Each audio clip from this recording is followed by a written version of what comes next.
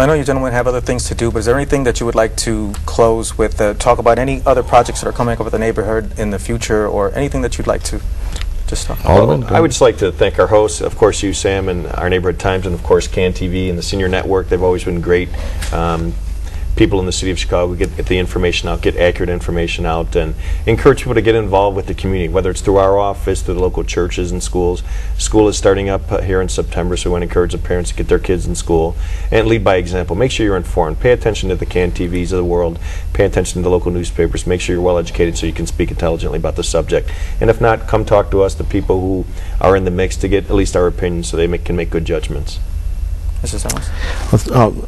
I'd just like to echo what the Alderman said, and I'm really glad that you're highlighting industry in a positive light and being able to get that voice out, because I think one of the great things about the Southeast area is, southeast part of Chicago, is that we do have a diverse economy, and with all due respect for people that work in healthcare, the public sector, the service sector, manufacturing is still the backbone of what makes that whole area run. It's the economic engine, and I'm just ecstatic that things are moving in the direction that they are right now. As am I, and I look forward to being a part of it and finding out more information about everything that goes on.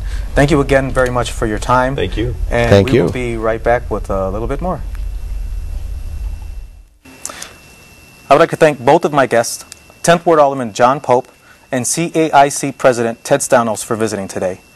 It sure is great to see so much unused land being put to use again. Once again, for more information regarding our publication, questions, comments, or feedback, please feel free to contact us at info@onwnews.com. We can also be found on Facebook at facebook.com/ONTnews. While there have been many business and industry projects updates in our neighborhood, we also had many new fun events happen since our last taping as well. McCaffrey Interests, along with Jam Productions, brought over 100,000 people to our backyard to enjoy a 3-day musical festival headlined by the Dave Matthews Band. Much went into preparation of this 3-day concert. All told, 59 tons of material were removed from over 145 acres of land that had not been utilized in decades. The event took place in the former USX steel mill site, now known as Lakeside. A vast majority of the attendees had never been to this part of the city.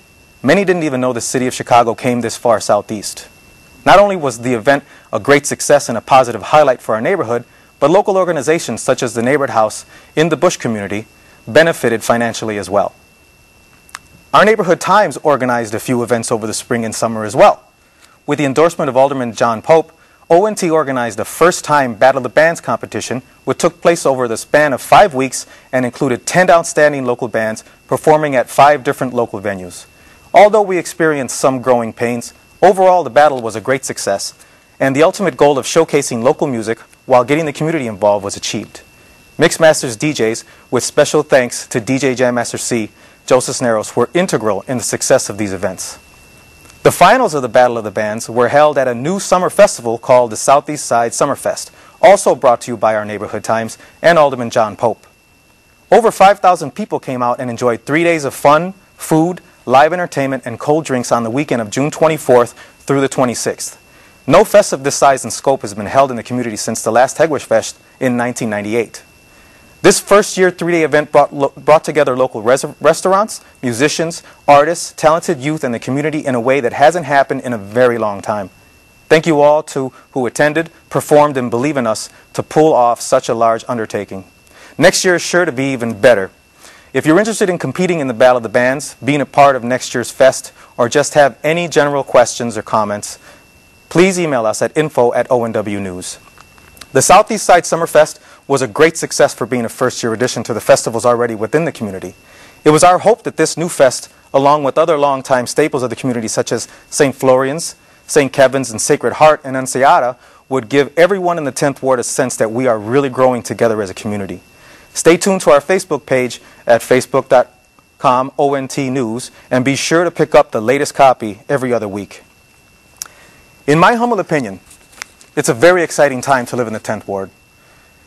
There are very vocal few that seem to want to oppose everything that's going on in our neighborhood for what seems like just opposition's sake. Although the concerns in the community with regard to environmental issues are valid, in my opinion, this new industry promises to operate at levels well below industry of old.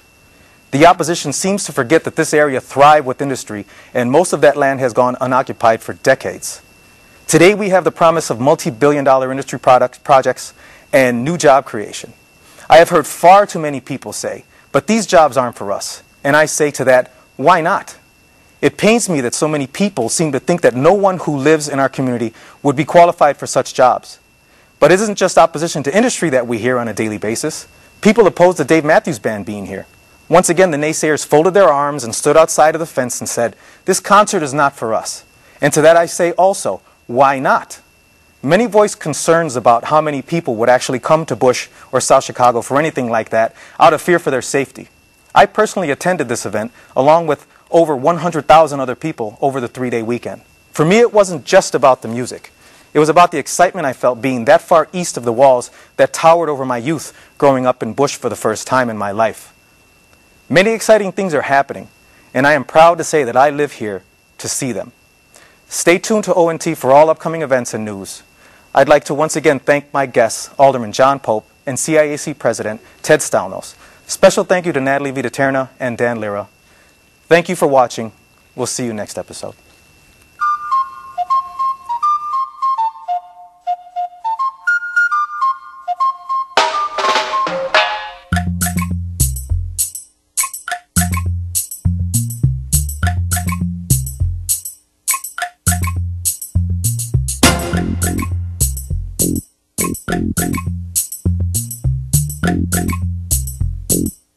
Thank you.